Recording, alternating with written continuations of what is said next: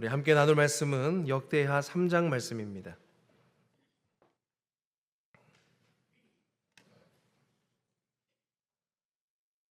역대하 3장 1절과 2절 말씀, 구약성경 657쪽에 있습니다.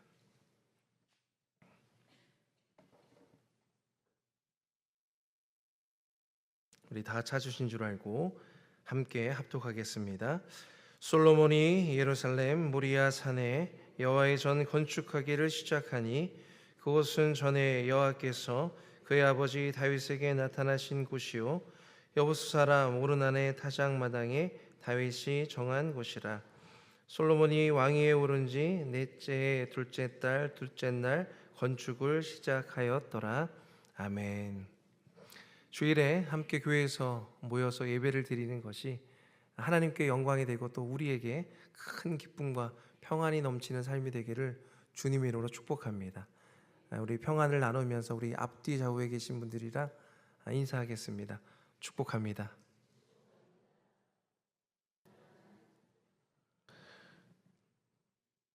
공간이 인간에게 미치는 영향이라고 하는 기사 아티클을 하나 본 적이 있습니다. 좋은 공간이 인간을 좀 평안하게 하다, 재조명한다라고 하는 그런 내용인데요. 여러분들 혹시 핀란드의 유명한 요양원인데 이 파이미오 요양원이라고 하는 곳을 가보신 적이나 혹은 들어보신 적이 있으신지요? 유명한 건축가 알바 알토라고 하는 건축가가 설계하고 지었는데, 이 건축가가 이 요양원을 지을 때 실제로 본인이 좀 많이 아팠다고 합니다. 그러다 보니까 요양원을 잘 지어야겠다라고 생각하면서 자기가 몸이 아프니까 더 요양원 사람들, 그 노인들, 아픈 환자들을 위해 가지고 그 사람들에게 적합한 건축물을 지었습니다. 그래서 장기간 질병에 시달리는 사람들, 거동조차 못하는 사람들에게 어떻게 하면 이 공간이 주는 안식을 줄까? 이 건축가로서 많이 고민을 했습니다. 그래서 요양원 옥상에는 일광욕을 즐길 수 있는 공간을 주었고, 병실에는 어느 정도 채광이 되지만 또 때로는 아픈 환자들은 때로는 좀 혼자 있고 싶은 사람들이 있거든요. 그래서 그럴 수 있도록 그런 좀 어두움도 적절하게 배치를 했다고 합니다. 거기다가 색채적인 부분도 이 병원 요양원에다가 좀 많이 넣었고요. 부드러운 곡선 디자인, 소음 감소를 고려한 손잡이. 제가 이제 우리 교회 와가지고 1층 블레스 유 카페를 이제 공사를 우리 당에 또 우리 행정집사님, 성도님들이랑 같이 하고, 또 공사가 또 시작이 됐어요. 리모델링이. 화장실. 근데 화장실 하는 것만 해도 신경이 좀 많이 쓰이더라고요. 손잡이는 뭐로 해야 될지, 등은 뭐로 해야 될지. 그래서 뭐 여담이긴 하지만은 설교하는 것보다 이게 더 어려운 게 아닌가. 도배하고 그 바닥 고르고 하는 게 더 어려운 것 같더라고요. 그런데 이 알바 알토라고 하는 건축가는 여러분들은 아실 수도 있는데요, 파이미오 체어라고 하는 것까지, 의자까지 설계를 합니다. 그래서 유명한 브랜드라고 하는데 아르텍이라고 하는 가구 회사, 그러니까 이제 철사로 만들어져 있고 거기에 천 하나 있는데 아주 편안한 의자라고 하는데, 그 아르텍이라고 하는 가구 회사를 만드는 데 영향을 주게 됩니다. 제가 이 알바알토의 요양원에 대한 이야기를 들으면서 그래, 맞다, 건축이 그 장소가 주는 편안함이 있구나. 우리 교회도 그런 편안한 교회가 되었으면 좋겠다.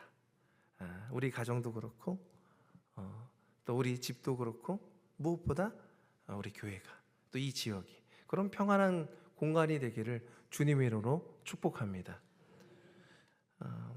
그런데 우리가 예배를 드리는 데 있어서 그런 장소적인 부분, 건물적인 부분도 상당히 중요하지만 오늘 본문에서는 그것보다 조금 더 먼저 중요한 게 있다라고 이야기하고 있습니다.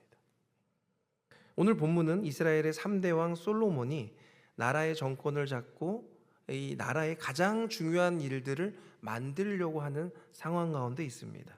그것이 무엇이냐면 이스라엘의 열망이요 자기 선친 부왕의 열망이었던 예루살렘 성전을 만드는 것. 이것은 다윗의 설계였고 다윗의 아이디어였습니다. 사무엘하서 7장 2절에 보면 왕이 선지자 나단에게 이르되 볼지어다 나는 백향목 궁에 설거든. 하나님의 궤는, 하나님의 말씀이 담겨진 궤는 아니 휘장 가운데 있다. 텐트에 있으니까 내가 그것이 너무너무 안타깝다. 다윗은 어떤 사람이었습니까? 이스라엘의 두 번째 왕으로서 자기가 자기의 힘과 능력이 분명히 있었지만 그 힘과 능력을 의지했던 사람이 아니라 하나님을 예배하고 하나님을 경배함으로 그곳에서 힘이 나온다라고 믿었던 사람입니다.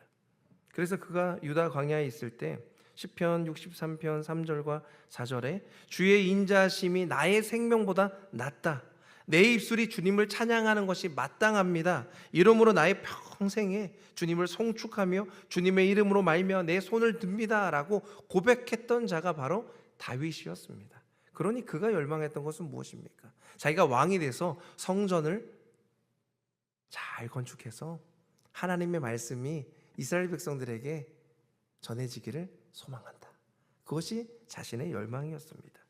하지만 하나님께서는 다윗이 성전 건축하는 것을 원하지 않으셨습니다. 역대상 28장 3절에 보니까 하나님이 내게 이르시되 너는 전쟁을 많이 한 사람이라 피를 많이 흘렸으니 내 이름을 위하여 성전을 건축하지 못하리라. 그리고 역대상 28장 6절에 내게 이르기를 내 아들 솔로몬 그가 성전을 건축하게 하겠다라고 말씀하십니다. 그러니 솔로몬은 조금 부담이 되지만 자기 아버지 선친 왕이 그것을 부탁하였고 모든 준비를 다 하였기 때문에 자기도 이제 준비할 시간이 필요했겠죠. 한 4년여 후에 왕이 된 지 4년 후에 이제 예루살렘 성전을 짓게 됩니다. 그런데 그 성전을 짓는 장소가 어디입니까? 오늘 본문에 나온 3장 1절 예루살렘인데, 예루살렘은 당시에 이스라엘 사람들이라면 다 아는 장소였습니다. 이스라엘의 정치적, 군사적 수도가 바로 예루살렘입니다. 지금 이스라엘의 수도는 어디죠? 텔아비브입니다. 텔아비브. 근데 그 당시에 수도는 예루살렘이었습니다. 모르는 사람이 없었어요. 우리나라의 수도는 어디입니까? 서울. 모르는 사람이 있습니까? 전라북도의 수도는 어디입니까? 주저주저 하세요. 이렇게 말을 할 거면 하시고 안 할 거면 안 하시고. 전주죠. 예. 전주 아닙니까? 전주. 제가 또 같이 또 전주에 온 지 아직 1년은 안 됐지만 전주를 갑자기 국회의원 된 것 같네요. 네, 좋은 지역으로 만들겠습니다. 아멘도 하시네요. 네. 근데 다 알아요. 전라북도의 수도가 전주가 되고 이곳이 중심이 되어야 된다. 예루살렘은 아주 그 이스라엘 백성들에게는 잘 아는 공간입니다. 그런데 오늘 본문 3장 1절 말씀 우리 다시 한번 읽어볼까요? 함께 읽겠습니다. 시작. 솔로몬이 예루살렘의 모리아 산에 여호와의 전 건축하기를 시작하니 그곳은 전에 여호와께서 그의 아버지 다윗에게 나타나신 곳이요 여보수 사람 오르난의 타작마당에 다윗이 정한 곳이라. 아멘. 예루살렘이라고 하는 지명 뒤에 설명하는 말들이 좀 있어요. 아니 예루살렘은 모르는 사람이 아무도 없는데 뭐라고 얘기하냐면 모리아산. 또 하나가 뭡니까? 이 여보수 사람 오르난의 타작마당이다. 여러분 혹시 그 이제 은퇴하시고 밭이 있으신 분이 있으신지 모르겠지만 그 밭이 여러분들에게는 소중한 밭이지만 우리 지성소 목사님도 밭이 있으시죠? 조그만 좀 큰 밭입니까? 작은 밭입니까? 어느 정도 되는 밭. 네. 목사님한테는 소중한 밭이지만 우리는 잘 몰라요. 어디 있는지도. 몇 번 말씀하셨지만 그런가 보다 하지. 그런데 예루살렘을 설명할 때 어떻게 합니까? 무슨 정오의 밭 이렇게 얘기를 하는 거예요. 모리아산, 그것도 여부수 사람이면 가나안 종족 아닙니까? 이스라엘 백성들이 아니에요. 오르난의 타작마당이라고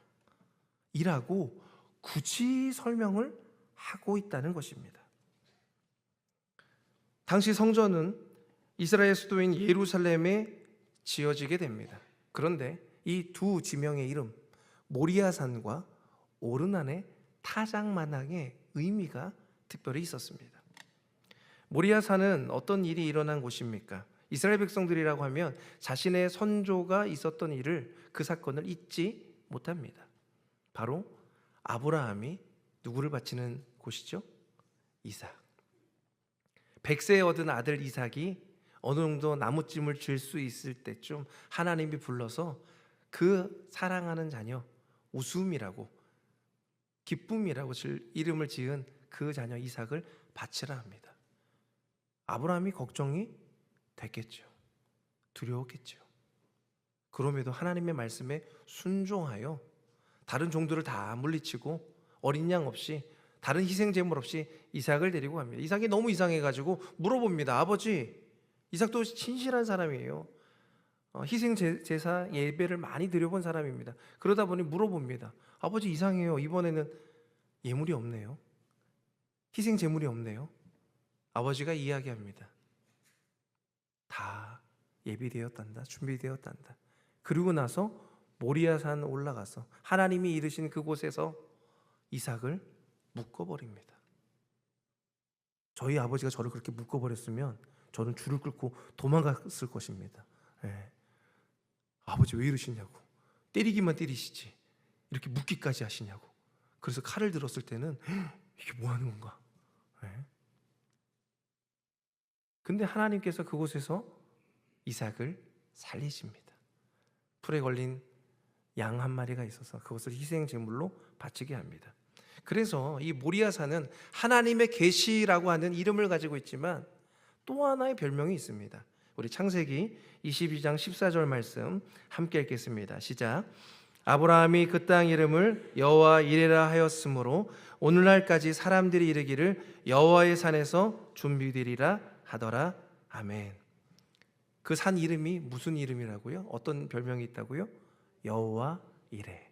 여호와 이레는 무슨 뜻입니까? 여호와의 산에서 준비되리라. 준비하였도다. 내가 너를 위해서 준비한 곳이다. 너가 두려움 속에서 너가 가장 사랑하는 이삭을 바칠 때 주저주저 했겠지? 어려움이 있었겠지? 무서웠겠지? 하지만 내가 준비한 곳이다 라고 하는 그런 뜻을 가지고 있는 공간입니다. 자, 오르난의 타작마당은 또 어떻습니까? 여부수 사람 가나안 거류민으로, 이 거류민들은 나중에 포로기 이후에는 이스라엘에 다 흡수가 됩니다. 하지만 이때까지만 해도, 솔로몬 시대만 해도 가나안 거류민들이 있었습니다. 다윗이 국정 운영을 참 잘했습니다. 하나님의 말씀대로 주님을 예배하고 찬양하고 하나님의 뜻에 순종하며 자꾸 물어봅니다. 그러니 얼마나 지혜롭게 또 은혜롭게 나라를 잘 다스렸는지 소문이 많이 납니다. 그런데 그가 한 잘못 중에 큰 잘못 하나는 우리아의 아내 밧세바를 취한 것이고, 또 하나의 잘못이 무엇이냐면 인구조사를 한 것입니다. 그가 인구조사를 왜 했을까? 자신의 병력과 군사와 또 나중에 성전을 지을 때 어떤 사람들이, 얼마나 많은 사람들이 이 성전을 지을 수 있을까 고민했기에 그렇게 인구조사를 했던 것입니다. 하지만 하나님이 그 인구조사를 원하지 않으셨어요. 그래서 세 가지 재앙 중에 고르라라고 해가지고 3일 동안 하나님의 손에 질병이 있겠습니다. 역병을 당하겠습니다 라고 했는데, 그때 죽은 자가, 여러분 놀라지 마십시오, 7만 명입니다. 3일 사이에 죽은 자가 7만 명. 어마어마한 재앙입니다. 다윗이 너무나 놀라서 하나님 이게 어찌된 일입니까? 라고 했을 때 여호와의 사자가 칼을 탁 빼고 예루살렘을 향해서 여기를 내가 심판하겠다라고 그 섰던 공간이 바로 어디냐면 오르난의 타작마당이었어요. 그때 하나님께 무릎 꿇고 기도하며 자신의 잘못을 회개하는 공간이 바로 오르난의 타작마당이었습니다. 오르난, 그러니까 아라우나 이렇게 보이니까 되게 멋있는 이름처럼 보이지만 가나안 사람의 타작마당, 추수하는 공간, 그곳에서 그가 엎드리며 회개했던 공간입니다.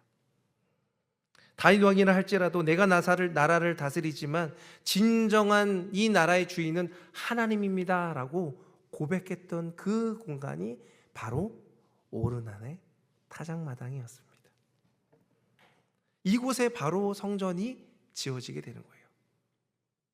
그런데 이 지명을 굳이 왜 언급해야 했을까?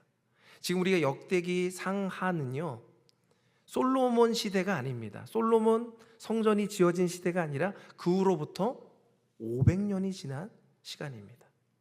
포로로 70년 동안 바벨론에 끌려갔다가 다시 돌아왔을 때 이야기입니다. 그러니 솔로몬 성전이 지어졌을 그 당시가 아니라 아주 후의 이야기입니다. 그때는 어떤 일이 있었냐면 스룹바벨이 주도해서 성전을 짓게 되는데 솔로몬의 성전에 비해서 너무너무 초라했어요. 너무너무 보잘것없었어요. 그래서 어렸을 때 그 솔로몬 성전을 본 사람들은 70년 만에 돌아와서 그 성전이 지어질 때 눈물을 흘립니다. 이 성전이 왜 이렇게 초라해? 라고. 기쁨 후에 찬양을 하는 젊은 세대들이 있지만 그 시간은 너무나 눈물이 나는 시간이었습니다. 그래서 이 역대하의 원독자는 누구인가? 바벨론 포로 이후에 에스라에 의해서 이제 주도해서 이 역대기가 기록되었으리라 우리가 보고 있는데, 바벨론으로 끌려갔다가 다시 돌아온 귀환된 사람들, 솔로몬의 그 영광을 보지 못하고 말로만 들었던 사람들이 다시 한번 이곳에 하나님의 영광이, 하나님의 임재가 되기를 꿈꾸며 바라며 이 말씀을 듣고 있었다는 것입니다. 실패의 자리지만 포로로 끌려갔다가 돌아와서 아무것도 남지 않은 황폐한 예루살렘이지만 이곳에 하나님이 임하시면 우리도 희망이 있지 않겠는가, 소망이 있지 않겠는가 라고 하는 바람을 가지고 이 말씀을 듣고 있는 상황입니다. 이 부분이 우리에게 시사하는 바가 있습니다. 인간이 인간을 잘 아는 것처럼 보이지만 과학도 발전하고 기술도 발전하고 심리학도 발전하고 인류학도 발전하고 의학도 발전했지만 사람이 사람을 잘 압니까? 아직도 모르는 것 같아요. 게놈 프로젝트라고 해가지고 신체에 대해서 많이 연구하고 하고 있지만 아직도 정복하지 못한 질병들이나 아직도 정복하지 못하는 마음들이나 생각들이 많이 있습니다. 사람은 누가 제일 잘 아십니까? 힌트를 드릴까요?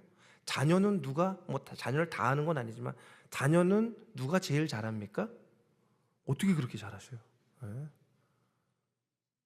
우리를 만든 분이 잘 아시는 거예요. 하나님이 우리를 잘 아십니다. 인간이 얼마나 자신의 생각과 고집이 대단한지, 선을 추구하고 싶은 마음도 있지만 또 한편으로는 하나님의 말씀을 어기고 내 뜻대로 내 마음대로 살려고 하는 모습들이 우리 가운데 가득하다라고 하는 것을 주님은 잘 알고 있습니다. 사람이 얼마나 무지하고 이기적이고 자기 중심적인지 여러분 생각해 보십시오. 이스라엘 백성들을 출애굽시켰습니다. 360년 동안 바로 밑에 종살이 하다가 스핑크스 만들고 있다가 벽돌 굽다가 해방시켜줬어요. 그러면 할렐루야 아닙니까? 하나님 감사합니다라고 해야 되는데 그들이 해방돼서 뭐라고 합니까? 광야 생활을 하니까 힘들어요, 목말라요, 배고파요, 찡찡찡 됩니다. 히스기야 왕을 하나님이 치료해서 생명 연장을 해주었습니다. 그럼 하나님께 영광 돌리며 자기 가정을 잘 돌보며 살아야 되는데 그 아들 므낫세가 얼마나 악한 왕이 됩니까? 아버지의 목숨이 살려졌으면 그것이 하나님이 살려주신 것이라고 그가 가르쳤다면 그 므낫세가 그렇게 악한 왕이 됐겠습니까? 예수님 시대도 마찬가지죠. 예수님의 제자들은 말할 것도 없고요. 예수님을 따르던 마리아 마르다, 예수님을 존경하고 사랑했지만 오라버니 나사로가 죽자 예수님 보자마자 한탄합니다. 예수님이 계셨더라면 오라버니가 죽지 않았을 텐데요. 왜 예수님 어디 가셔서 저희가 전가를 보내가지고 사람을 보냈는데 왜 이제 오세요? 라고 한탄하는 게 우리의 모습입니다. 하나님이 하실 일들이 무엇인지 잘 알지 못하고 내 생각과 내 판단으로 세상을 판단하고 살아가는 것, 자기 마음대로 생각하고 자기 마음대로 포기하고 자기 마음대로 실망하고 자기 마음대로 비판하고 자기 마음대로 경쟁하는 것, 이런 인간의 무지함과 이기적인 마음이 성전에, 그 공간에 투영된 때가 있었습니다. 그게 언젠가? 바로 예수님 오실 때, 그때쯤입니다. 예수님이 이 땅에 오시기 전 20년 전에 헤롯이라고 하는 왕이 이스라엘을 다스렸습니다. 헤롯은 이스라엘 사람이 아닙니다. 헤롯은 이두메, 에돔 사람으로 어떻게 보면 이스라엘과 친척이긴 하지만 이스라엘 혈통이 아닙니다. 하지만 이 헤롯이 로마가 아주 그냥 부강하고 강성해지자 그들에게 돈을 주고 왕권을 삽니다. 그리고 그 지역을 다스리게 되는데, 이 헤롯이 이스라엘 백성들의 마음을 사고자 그 초라한 스룹바벨 성전을 증축합니다. 리모델링을 하는 거예요.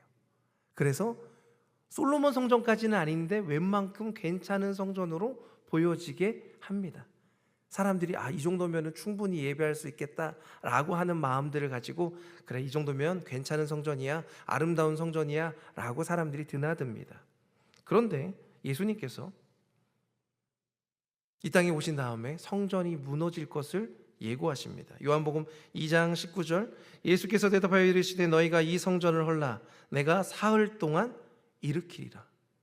이 성전은요, 겨우겨우 만든 성전이고 다시 리모델링한 성전입니다. 그런데 예수님께서 뭐라고 말씀하시냐면, 너희가 성전을 헐면 내가 다시 세우겠다, 이 성전 무너지겠다, 이런 말씀을 하시는 거예요. 이러니 유대인들과 제사장, 서기관들은 충격이었습니다. 그런데 예수님께서 이 말씀을 하신 이유가 있었습니다.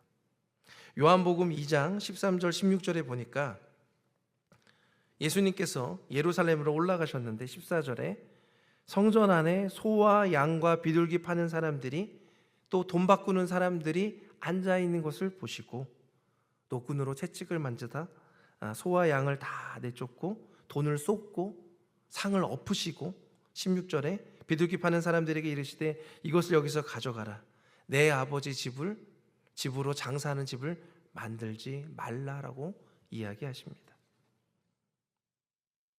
사람들이 이것을 보고 깜짝 놀랍니다. 저 사람이, 저 청년이 누구길래 상을 엎고 난리를 피냐, 6월절에, 그것도 우리로 말하면 추석, 설날, 이런 귀한 명절날에 여기 어디 서부시장입니까? 남부시장, 거기 가가지고 막 엎는 거예요. 한옥마을 가가지고 막 다 엎어버리는 거예요. 그럼 난리도 아니겠지 않습니까? 근데 예수님께서 그곳을 엎으신 이유가 있습니다. 왜냐하면 당시의 대제사장은 가야바라고 하는 인물인데, 실질적으로 영향을 끼친 인물은 그의 장인 안나스였습니다. 그런데 안나스가 어떻게 대제사장이 되었는가? 그가 헤롯이 로마에게 돈을 주어 산 것처럼 그도 똑같이 로마에게 돈을 주어서 대제사장권을 삽니다. 그래서 자기 사위를 대제사장으로 앉힙니다. 이스라엘의 그 대제사장이 되는 방법은 단 한 가지였습니다. 아론의 반차를 따라서 하나님의 말씀대로, 모세가 정해준 율법대로 해야 되는데, 그가 자신의 힘으로, 자신의 돈으로 그것을 사서 그 돈을 다시 갚아야 되니까 성전에서 사고 파는 일들, 성전세를 받고 있는 그런 일들을 통해서 자신의 이윤을 추구한 것입니다. 레위 지파이고 대제사장인 사람이 이스라엘의 방법이 아니라, 하나님의 방법이 아니라 세상의 방법대로, 헤롯이 쓴 방법대로 살아가는 모습이 이스라엘 사람들이 당시에는 잘 몰랐어요. 그냥 그렇게 해도 되는가 보다 라고 생각했지만, 예수님이 보시는 그 눈에는 이것이 너무나 잘못된 일이다 라고 하는 것을 알려주었던 것입니다. 얼마나 부도덕한 일입니까? 목회자가 세상에 썩어질 재물에 눈이 어두워져서 그곳에 마음을 쏟고, 정치적 권력에 눈이 어두워져서 세상에 굴복하고, 하나님만 아실까요? 아니요. 세상 사람들도 다 압니다. 그런 목회자, 그런 제사장이 있으면 하나님뿐만 아니라 세상도 손가락질하면서 봅니다. 그런 상황에서 예수님께서 채찍을 만들어서 상을 뒤에 엎으시며 이것이 너희가 잘못한 일이다 라고 이야기하십니다. 마태복음 21장에 보면 이 내용에 대해서 네 집을 무엇이라고 표현하냐면, 21장 13절 그들에게 이르시되 기록된 바 내 집은 기도하는 집이라 일컬음을 받으리라 하였거든 너희는 강도의 소굴을 만드는도다. 그런데 이 청결을 주도하신 분이 무슨 이야기를 하냐면 아까 읽었던 2장 19절 너희가 이 성전을 헐라 내가 사흘 동안에 일으키리라. 유대인들이 비웃습니다. 이 이야기에. 제가 정신만 이상한 게 아니라 행동만 이상한 것이 아니라 어떻게 40년이 가까이 36년 동안 어렵게 지은 이 예루살렘 성전을 3일 만에 다시 일으킨다고 하는 것인가. 그런데 이 부분을 제자들이 나중에 기억하고 그 의미를 알게 되었습니다. 요한복음 2장 21절 22절 말씀 우리 함께 같이 읽어보겠습니다. 시작. 그러나 예수는 성전된 자기 육체를 가리켜 말씀하신 것이라 죽은 자 가운데서 살아나신 후에야 제자들이 이 말씀하신 것을 기억하고 성경과 예수께서 하신 말씀을 믿었더라. 아멘. 무슨 이야기를 하고 계십니까? 예수님은 플레이스, 장소가 성전이 아니라 상태가 성전이라는 거예요. 사람의 마음이 성전이라고 말씀하고 있는 것입니다. 모리아산, 오르난의 그 타작마당, 그게 장소로 보이십니까? 저는 이 말씀을 묵상하면서 지난주에 우리가 새벽 기도 때 또 큐티 때 역대하 말씀을 나누지 않았습니까? 근데 말씀을 나누는데 자꾸 이 말씀이 요한복음 2장 말씀이 눈에 들어오더라고요. 요한복음 2장 말씀이 자꾸 생각이 나요. 주님이 다시 사흘 만에 성전을 세우시겠다. 그러면서 역대하 3장 1절 말씀이 이해가 되기 시작했습니다. 이곳은 단순히 장소가 아니라 사람이 실패하고 두려워하고 고민됐던 그런 상태에서 주님이 만나신 거구나. 결국 예루살렘 성전은 AD 70년경에 티투스 장군을 통해서 다 무너집니다. 남아있는 게 하나 있어요. 지금도 성전은 남아있지 않고요, 성전 뜰 외벽에 남아있는 게 하나 있는데 지금도 그래서 이 서쪽의 외벽 일부가 남아있는 것을 보고 무엇이라고 부르냐면 유대인들이 통곡의 벽이라 부릅니다.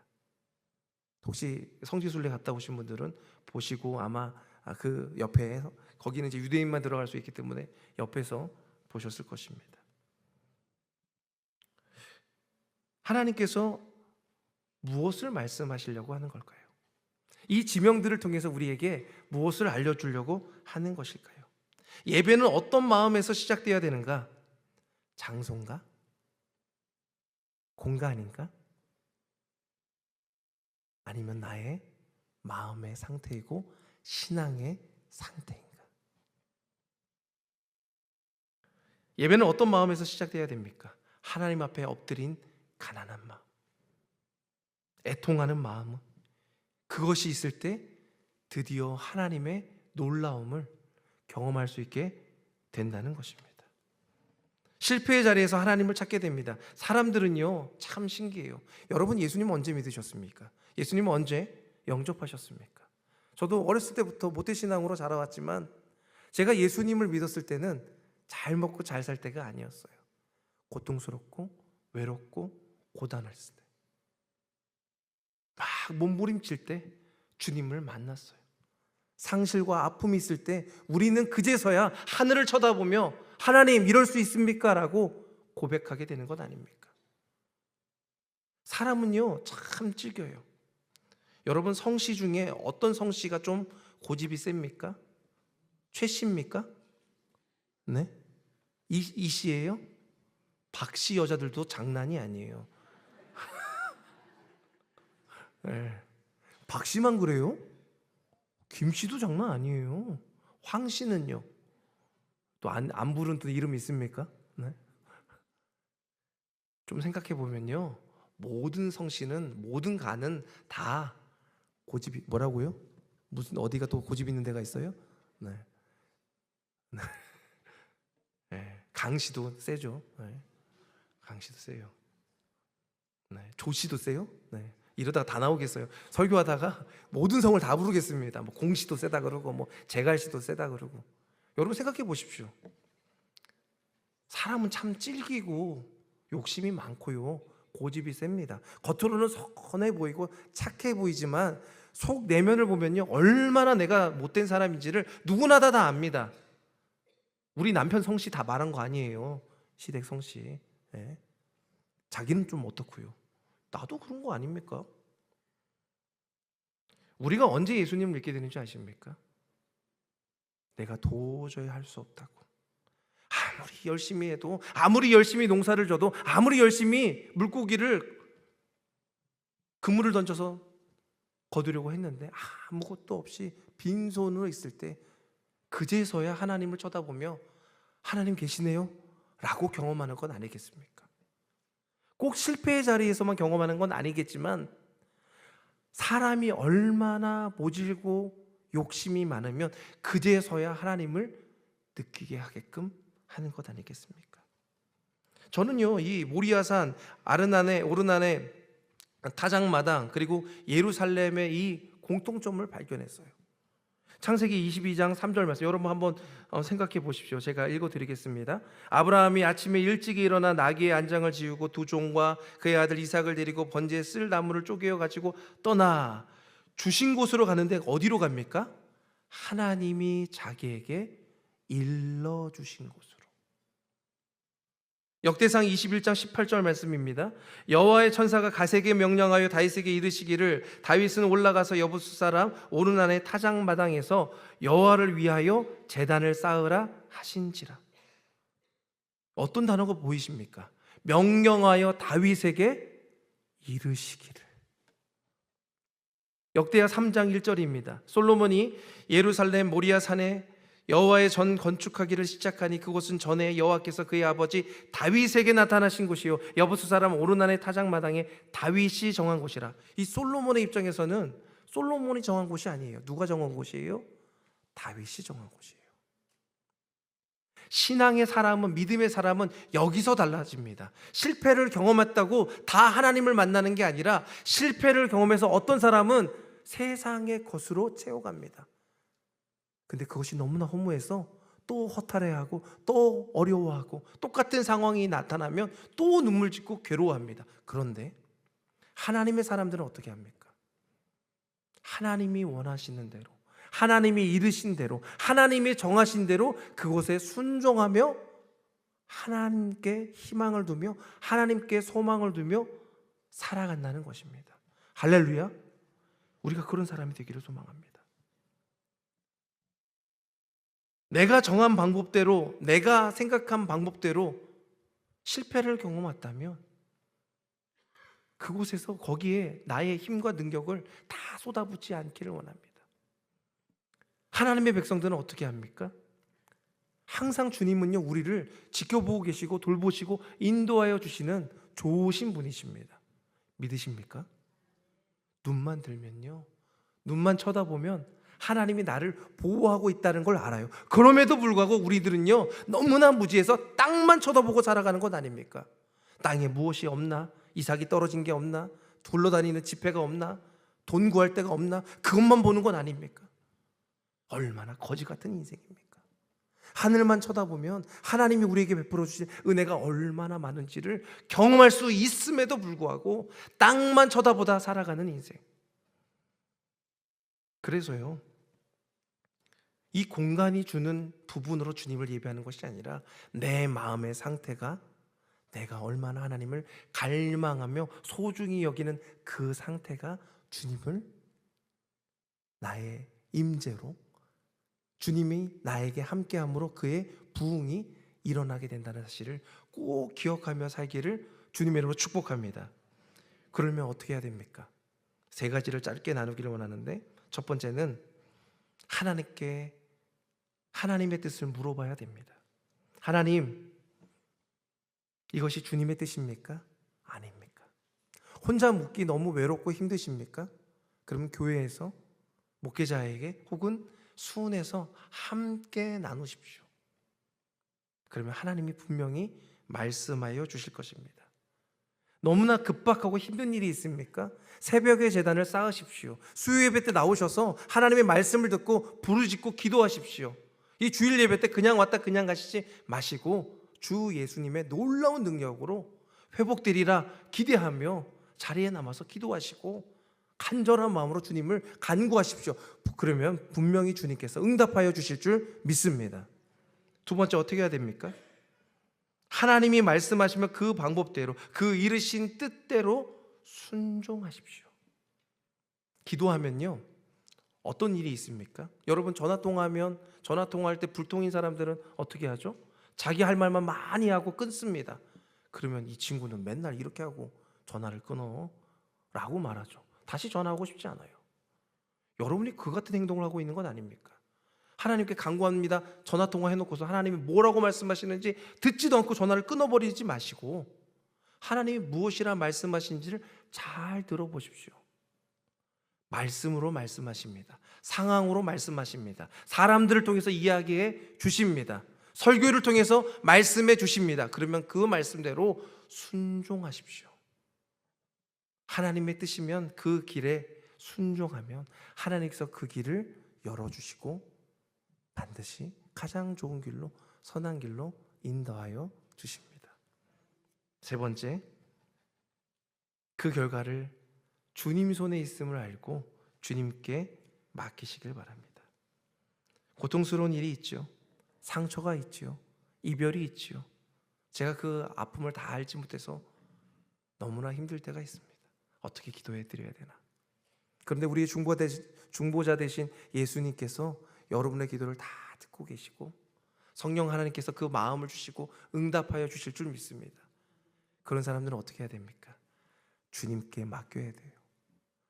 주님께 응답받고 하나님의 말씀을 들었음에도 불구하고 아직도 내 욕심으로, 내 생각으로 꼭 붙잡고 있으면 그 문제가 또 문제를 일으킵니다. 하나님, 내가 주님께 이 문제를 맡깁니다. 나의 질병을, 나의 아픔을, 나의 외로움을, 나의 상황을 주님 고쳐 주시옵소서. 주님께서는 분명히 우리가 상상지도 못할 그런 놀라운 일들을 펼쳐 주십니다. 베드로전서 5장 7절, 너희 염려를 다 주께 맡기라. 이는 그가 너희를 돌보심이라. 5장 10절, 모든 은혜의 하나님 곧 그리스도 안에서 너희를 부르사 자기의 영원한 영광에 들어가게 하신 이가, 우리 함께 읽겠습니다. 잠깐 고난을 당한 너희를 친히 온전하게 하시며 굳건하게 하시며 강하게 하시며 터를 견고하게 하시리라. 아멘. 할렐루야. 이런 일들이 일어나길 주님의 이름으로 축복합니다. 사랑하는 성도 여러분, 이 역대기 말씀이 들려졌을 때 이스라엘 백성들은 아무것도 남지 않은 상황이에요. 너무나 초라한 성전이, 너무나 황폐한 예루살렘이 눈앞에 보였을 뿐입니다. 그런데 그들이 기대한 것은 무엇입니까? 성전이 아니에요. 하나님의 임재였습니다. 하나님의 임재를 바라십니까? 하나님의 임재를 기다리십니까? 그러면 나의 상태를, 나의 마음의 상태를 내 내면에 있는 문제로 보지 않고 주님을 바라보기를 소망합니다. 절망 속에 하나님을 바라보면 문제가 해결됩니다. 그런데 절망 속에, 아픔 속에, 외로움 속에 나의 문제만 바라보면 계속 눈물만 나고 비참해질 뿐입니다. 우리는 우리 몸이, 우리 삶이 거룩한 성전임을 깨닫고 하나님의 마음으로 이 성전을 건축해야 될 때입니다. 주님이 주시는 마음을 가지고 주님께 기도하며 하나님의 말씀으로 거룩한 성전을 이루어 가시는 우리의 삶이 되기를 주님의 이름으로 축복합니다. 주님은 하나님의 사람들을 통해 건축을 시작하십니다. 기도하겠습니다. 너희는 너희가 하나님의 성전인 것과 하나님의 성령이 너희 안에 계시는 것을 알지 못하느냐? 누구든지 하나님의 성전을 더럽히면 하나님이 그 사람을 멸하시리라. 하나님의 성전은 거룩하니 너희도 그러하니라. 아멘. 전능하신 아버지 하나님, 우리가 하나님의 거룩한 성전임을 알고 우리의 성전을 하나님이 원하시는 대로, 하나님이 바라시는 대로 건축하기를 소망합니다. 주의 말씀과 기도로 우리의 삶을 다스리게 하여 주시옵시고, 외롭고 우울하고 짜증나고 불평이 나고 눈물 나고 질병으로 인해서 고통당하는 이 상황을 주님 앞에 아뢰오니 주님 이 시간 만져 주시옵소서. 나사렛 예수 그리스도의 이름으로 치료하여 주시옵소서. 우리는 아무 능력 없사오나 하나님의 놀라운 능력이 우리의 삶 가운데 닿으면 변화될 줄 믿습니다. 주님, 우리 삶이 새롭게 일어나게 하여 주옵소서. 건축되게 하여 주시옵소서. 예수 그리스도의 이름으로 간절히 기도드리옵나이다. 아멘.